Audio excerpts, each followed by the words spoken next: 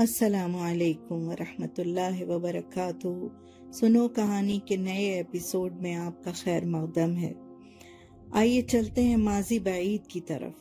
ہمارے پیارے رسول محمد صلی اللہ علیہ وسلم سے تقریباً 1600 سال قبل حضرت داؤد علیہ السلام اور حضرت سلیمان علیہ السلام کی وسیع و عریض سلطنت کی کچھ جھلکیاں دیکھنا۔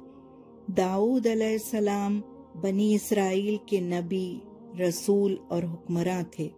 انہوں نے جب حکومت پائی اس وقت ان کی عمر 30 سال تھی۔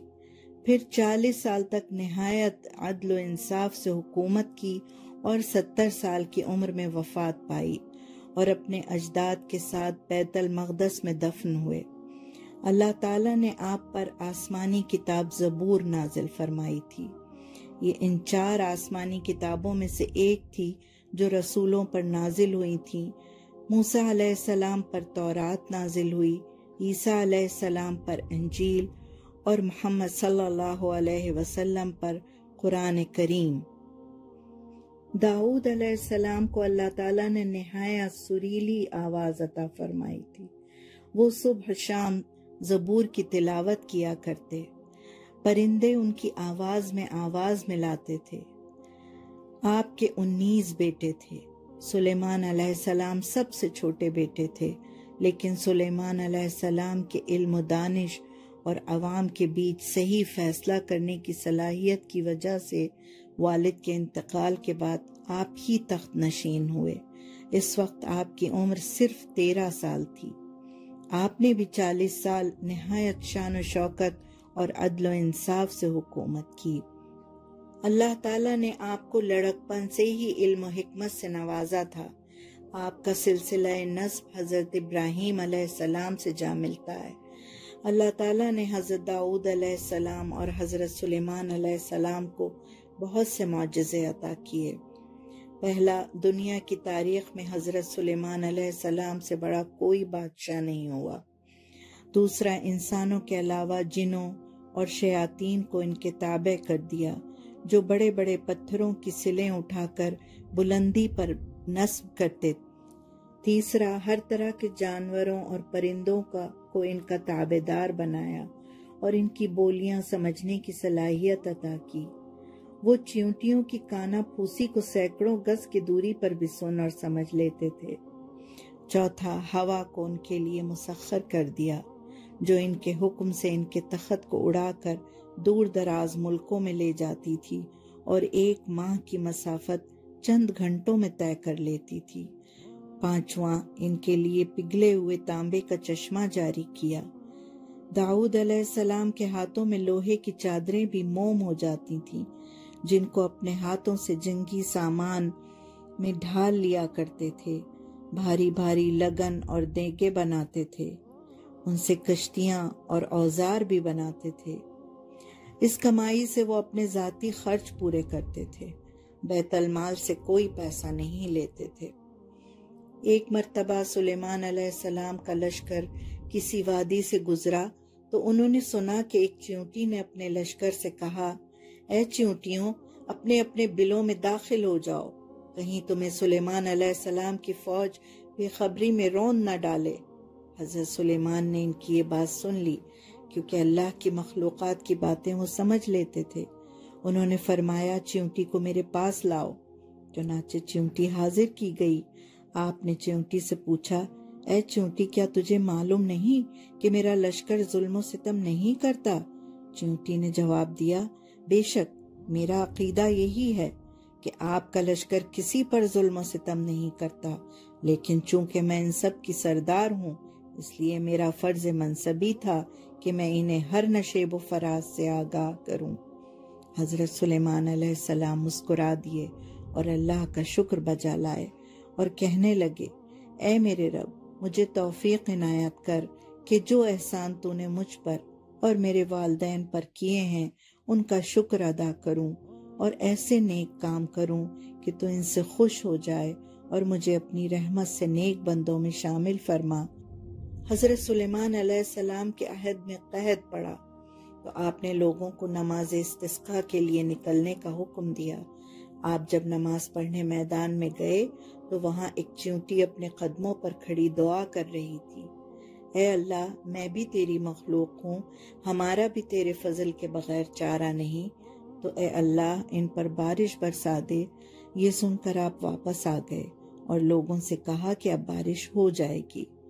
قرآن کریم کی سورہ نمل میں ہدہد اور ملکہ سبا کا واقعہ موجود ہے، جس میں اس بات کا ثبوت ملتا ہے کہ آپ جانوروں پرندوں پر بھی حکومت کرتے تھے اور وہ آپ کے تابع دار تھے۔ اللہ کے حکم سے اور داؤد علیہ السلام کی خواہش پر سلیمان علیہ السلام کے ہاتھوں عبادت خانے کی تعمیر کی گئی تاکہ اس کی طرف رخ کر کے یا اس کے اندر عبادت کی جا سکے۔ اس سے پہلے یہودیوں کے پاس کوئی مسجد یا عبادت گھر نہیں تھا۔ سلیمان علیہ السلام نے اس کی تعمیر شروع کی تھی۔ اس عمارت کو جنات کی مدد سے تعمیر کیا گیا۔ جنات اس عمارت میں لگانے کے لیے قیمتی پتھر اور ہیرے جواہرات ڈھونڈ کر لاتے تھے۔ یہ بہت مضبوط اور خوبصورت عمارت بنی۔ سلیمان علیہ السلام تعمیر کے دوران عمارت کے قریب کھڑے ہو کر اپنی نگرانی میں تعمیر کا کام کرواتے تھے۔ وہ شیشے کے برج میں آ کر کھڑے ہو گئے اور عبادت میں مشغول ہو گئے۔ رضا الہی کے سبب اسی درمیان موت کے فرشتے نے آپ کی روح قبض کر لی اور آپ اس جہان فانی سے کوچ کر گئے۔ لیکن سبحان اللہ، آپ کا جسد خاکی عصا کے سہارے اسی طرح کھڑا رہا۔ جنوں کی فوج اپنا تعمیراتی کام کرتی رہی، اور جب کام پورا ہو گیا تب اللہ کے حکم سے اس عصا کو جس کے سہارے وہ کھڑے تھے دیمک نے چاٹ لیا، اور عصا اور آپ کا جسد خاکی زمین پر آ رہا۔ اور تب جنات کو معلوم ہوا کہ آپ اس جہان فانی سے کوچ کر چکے ہیں۔ آپ اللہ کے عبادت گزار نبی اور بندے تھے۔ کئی ہفتے اور مہینے اعتکاف میں رہتے تھے، اس لیے گھر والوں نے اور رعایا نے ان کی کمی کو محسوس نہیں کیا۔ آپ 53 سال کی عمر میں قدس میں وفات پا کر اپنے اجداد کے پاس دفن ہوئے۔ ان کا دور فلسطین کی تاریخ کا سنہرا دور مانا جاتا ہے۔ حضرت سلیمان علیہ السلام کے دور سے آج کے وقت تک اس سرزمین پر مختلف ادوار میں مختلف قومیں اور مذاہب نے حکومت کی۔ اس سرزمین پر جتنا خون بہا شاید دنیا کے کسی حصے پر اتنا خون نہیں بہایا گیا۔ جتنی جنگ و جدال بیت المقدس نے دیکھی شاید ہی کسی عبادت گھر نے دیکھی۔ اس کو کئی بار گرایا گیا، کئی بار بنایا گیا۔ یہ قبلہ اول تھا۔ مسلمان اس کے رخ پر نماز ادا کیا کرتے تھے۔ یہیں سے محمد صلی اللہ علیہ وسلم کا معراج پر جانا ثابت ہے۔ اس کو ہمارے خلیفہ عمر رضی اللہ عنہ نے بغیر کسی جنگ کے فتح کی۔ وہ جب فلسطین پہنچے تو آپ کا غلام اونٹ پر سوار تھا اور آپ اونٹ کی رسی تھامے ساتھ ساتھ چل رہے تھے، کیونکہ راستے میں ایک کوس آپ اونٹ پر سوار ہوتے اور ایک کوس آپ کا غلام۔ جب فلسطین پہنچے تو اونٹ پر بیٹھنے کی باری غلام کی تھی۔ وہاں کے عیسائیوں اور یہودیوں نے اپنی کتابوں میں جو حلیہ بیت المقدس کے فاتح کا پڑھا تھا وہ آپ میں موجود دیکھ کر چابیاں آپ کے حوالے کر دیں۔ ہمارے لیے بیت المقدس کتنا اہم ہے کہ کعبۃ اللہ اور مسجد نبوی کے بعد مسجد اقصی کی زیارت اہم مانی جاتی ہے۔ اللہ تعالیٰ امت مسلمہ کو اس مقدس سرزمین پر بیت المقدس میں سجدوں کی توفیق عطا فرمائے۔ فلسطینی بہن بھائیوں اور معصوم بچوں پر رحم فرمائے، ان کی مشکلیں آسان ہوں۔ انشاءاللہ ان شہیدوں کا خون رائے گا نہیں جائے گا، ان کو نصرت ضرور حاصل ہوگی۔ آمین ثم آمین۔ اس کے ساتھ رخصت چاہوں گی۔ انشاءاللہ پھر ملیں گے کسی نئے موضوع کے ساتھ۔ خدا حافظ۔